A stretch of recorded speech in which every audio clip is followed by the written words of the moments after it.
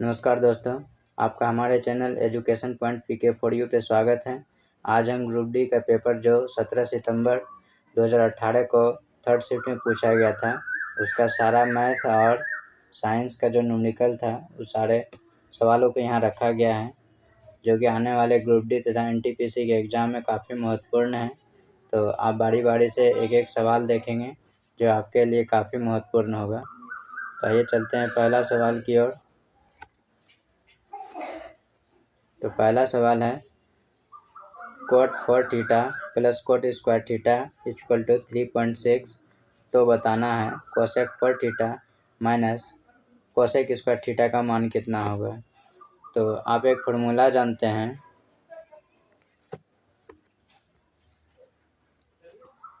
Cosec square theta minus cot square theta equal to 1 होता है। ठीक है, तो जो दिया गया है क्वेश्चन में व्यंजक, उसमें आप कोट स्क्वायर थीटा कॉमन ले सकते हैं। तो इसमें हम कॉमन ले लिए कोट स्क्वायर थीटा, ब्रैकेट के अंदर आपका ब्रैकेट में बच जाएगा cot square theta plus 1 equal to 3.6। अब कोट स्क्वायर थीटा प्लस 1 का जो मान होता है वो होता है कोसेक स्क्वायर थीटा। तो आगे में कोट स्क्वायर थीटा था उसे लिख दिए, और इसका जो मान होता है cosec square theta equal to 3.6। अब यहाँ पर जो फॉर्मूला है इससे हम कोट स्क्वायर थीटा का मान निकालेंगे। तो क्या आपको मिलेगा, कोसेक स्क्वायर थीटा माइनस 1। तो इस कोट स्क्वायर थीटा का जो मान है लिख देंगे cosec square theta minus 1 bracket, और आगे आपका दिया गया है कोसेक स्क्वायर थीटा बराबर 3.6।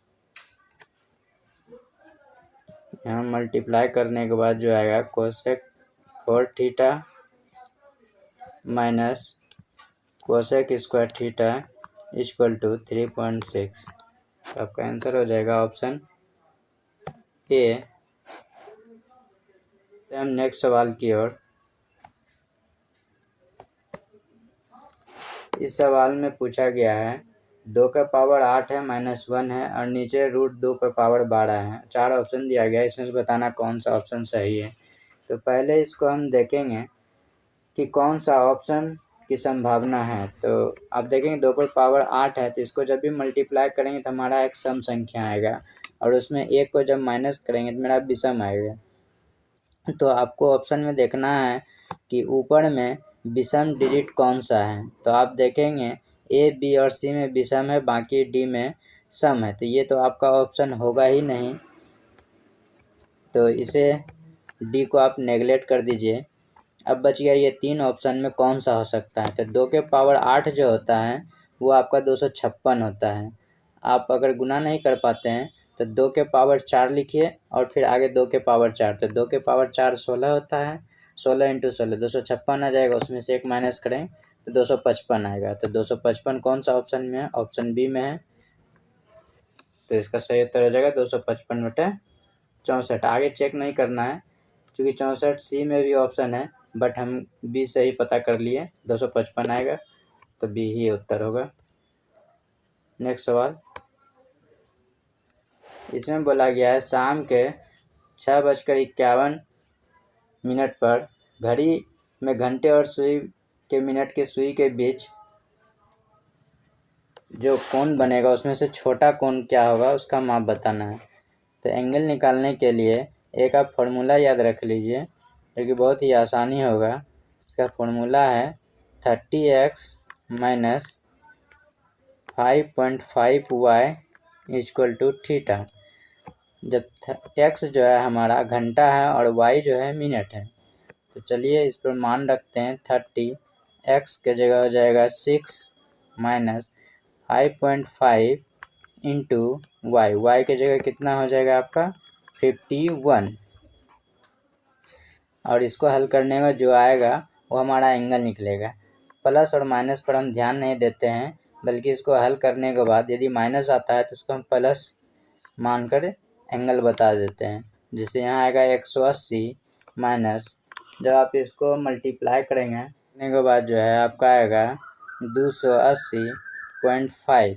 जब इसको आप माइनस करेंगे तो आपके पास आएगा 100.5, जो कि माइनस में आएगा। तो एंगल जो हम देते हैं वो पॉजिटिव मानकर देते हैं, तो एंगल जो हमारा आएगा 100.5 डिग्री का एंगल आएगा।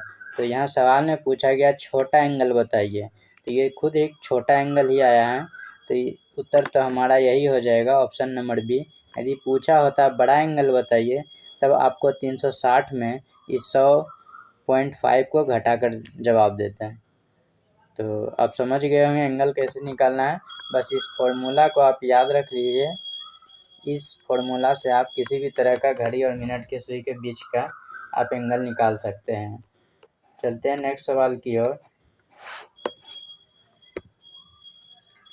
तो इस सवाल में आप देखेंगे पूछा गया है 120 केजी द्रव्यमान की बंदूक से एक 0.04 केजी द्रव्यमान की गोली दागी जाती है।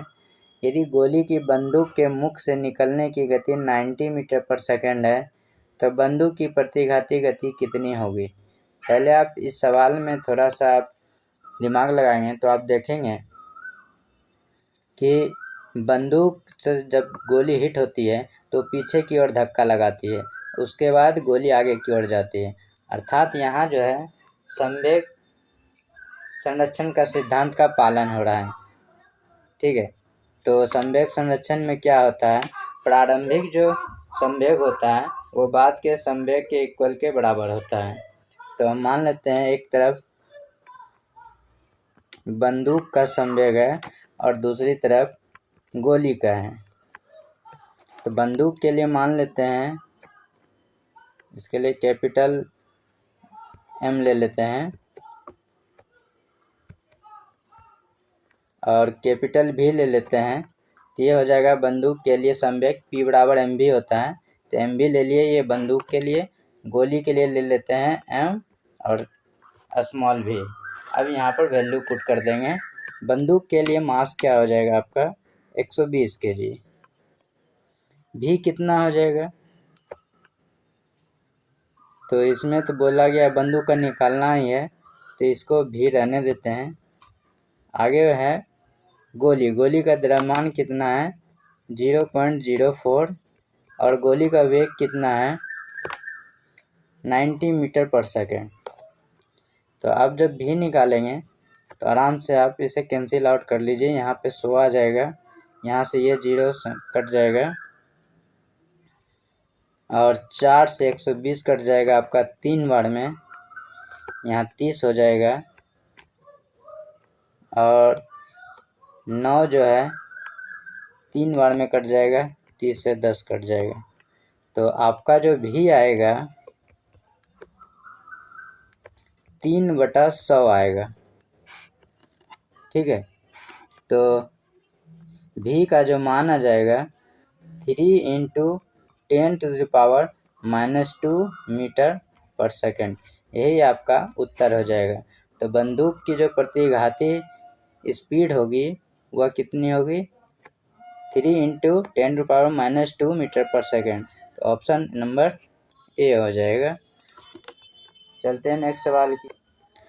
इस वीडियो से पहले और भी वीडियो अपलोड किया गया है जिसमें ग्रुप डी के सारे सवालों को बताया गया है, जिसमें मुख्य रूप से जो इम्पोर्टेंट सवाल हैं मैथ के और साइंस के तथा जीके को भी रखा गया है। तो आप उस वीडियो को भी देखते रहें और आगे जुड़े रहिए ताकि आपको पूरी वीडियो मिलते रहे और आपका सिलेक्शन पक्का हो जाए। इस सवाल में देखेंगे पूछा गया है 70 केजी के भार को उठाने के लिए 9800 जूल की ऊर्जा का प्रयोग किया गया। भार को कितनी ऊंचाई तक उठाया गया। तो आप जानते हैं W बराबर क्या होता है F × S होता है। ठीक है, वर्क जो किया गया है कितना किया गया है 9800 जूल किया गया है और F बराबर क्या होता है M × A होता है। लेकिन जब ये गुरुत्वीय त्वरण A जो है गुरुत्वीय त्वरण के फॉर्म में व्यक्त करते हैं तो वहाँ सॉरी ए के जगह जी लिखते हैं, अर्थात m इंटू जी हो जाएगा, और पहले से s दिया गया है। चलिए वैल्यू पुट करते हैं। m का जो मान है 70 है, g का मान पता नहीं है, तो हम जानते हैं g का मान होता है 10 मीटर पर सेकेंड स्क्वायर, 10 लिख दिए। s का वैल्यू निकालना है, s छोड़ देते हैं, 9800। अब इसको जब कैंसिल आउट करेंगे तो जो 2 जीरो यहाँ से कट जाएगा, 7 से 98 कट जाएगा 14 बार में, तो s जो हो जाएगा हमारा 14 मीटर हो जाएगा। इसका सही उत्तर कितना हो जाएगा? Option D. चलते हैं नेक्स्ट सवाल की ओर।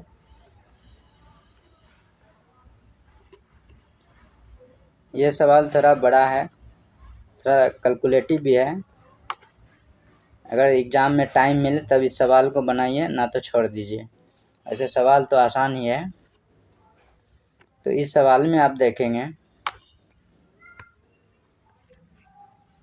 कि एक आदमी अपने कार्यालय तक पहुंचने के लिए रेलगाड़ी और कार से यात्रा करता है, ठीक है। कार द्वारा 10 किलोमीटर की दूरी तय करता है और शेष यात्रा रेलगाड़ी से तय करता है। तो मान लेते हैं उसका जो दूरी है घर से ऑफिस तक का डी है।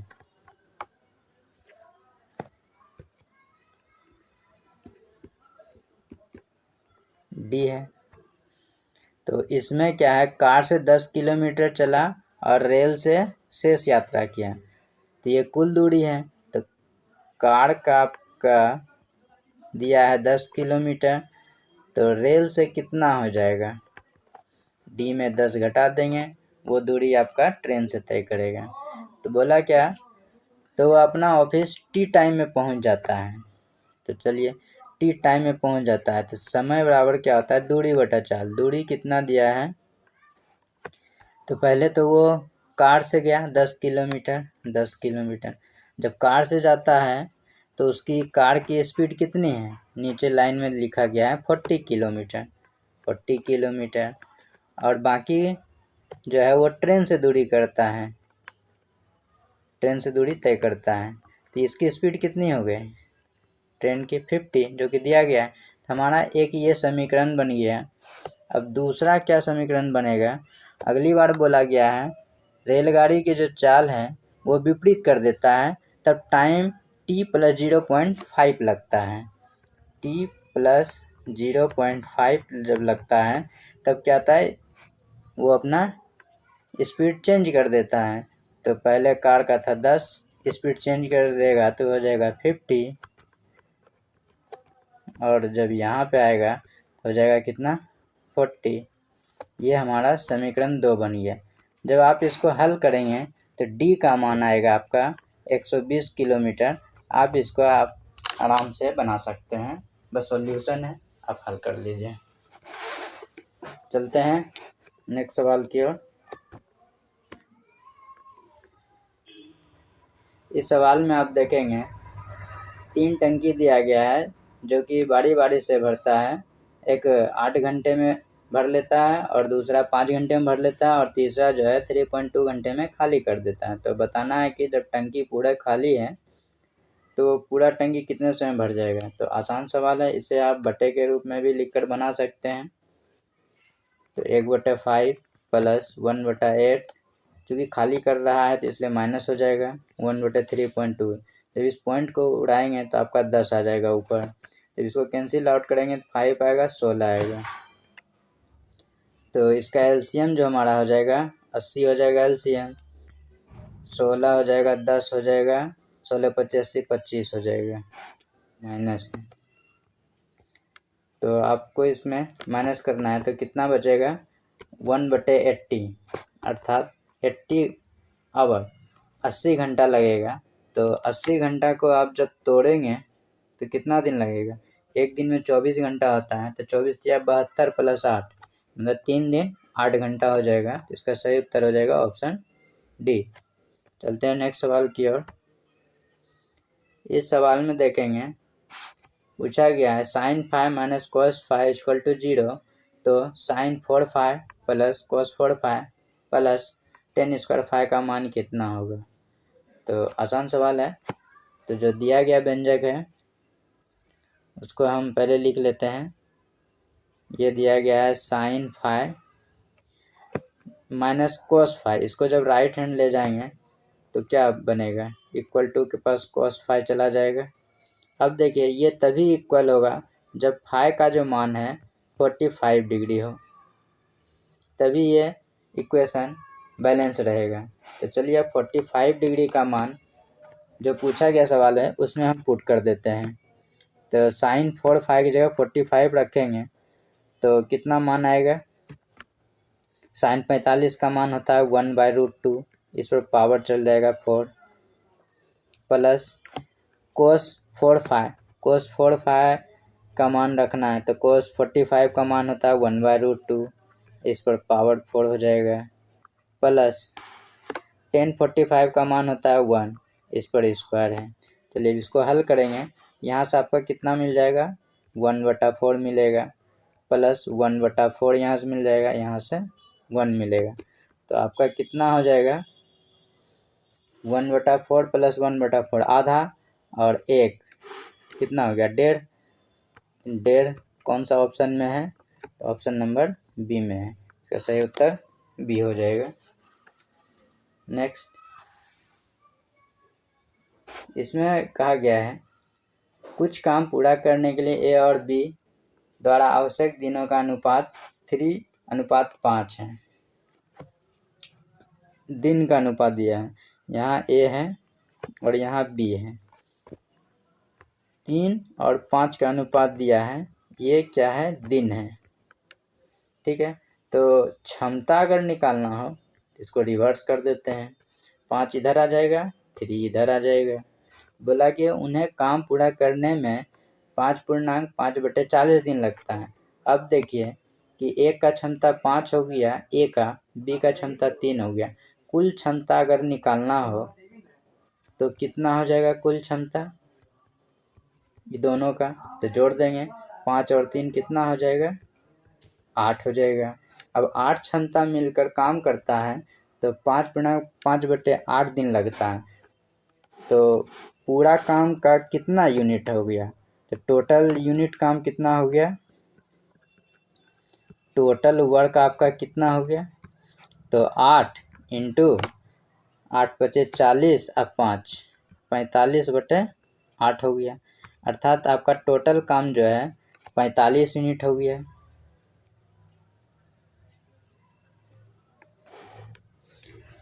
ठीक है, तो अब क्या बोला गया है, बोला ए जो है इस काम का 2 गुना कितने दिन में कर पाएगा। तो ए जो है इस काम का 2 गुना अर्थात 45 का दुगना कितने दिन में काम कर पाएगा। तो ए का क्षमता कितना है, ए का क्षमता 5 है, तो 5 से भाग दे देंगे, तो 5 से जब 45 में भाग देंगे 9 आएगा, 9 × 2 18 आएगा। इसका सही उत्तर हो जाएगा ऑप्शन ए। एग्जाम में प्रायः स्टूडेंट क्या गलती करते हैं, लास्ट लाइन ध्यान से नहीं पढ़ते हैं। यहाँ पे 2 गुना बात बोला गया है, बहुत सारे छात्र क्या करेंगे, ये 2 गुना पे ध्यान नहीं देंगे और 45/5 लिखे और काटे तो कैंसिल आउट 9 आएगा तो ऑप्शन बी लगा दे। तो आपको बस ध्यान रखना है कि लास्ट लाइन ज़रूर पढ़ें, क्योंकि आसान सवाल में आपका 1-2 नंबर चला जाता है, जिसके कारण आप लगभग 10-12 हज़ार छात्र से पीछे हो जाते हैं। तो इन बातों पर ज़रूर ध्यान दें। हम आएंगे अगली वीडियो में इसी तरह का सेट का हर मैथ और साइंस का जो भी सवाल बनेगा सारा सवाल इंक्लूड करेंगे, और आप मेरे साथ जुड़े रहिए। इसके साथ ही साथ आपको जीके भी प्रोवाइड किया जाएगा।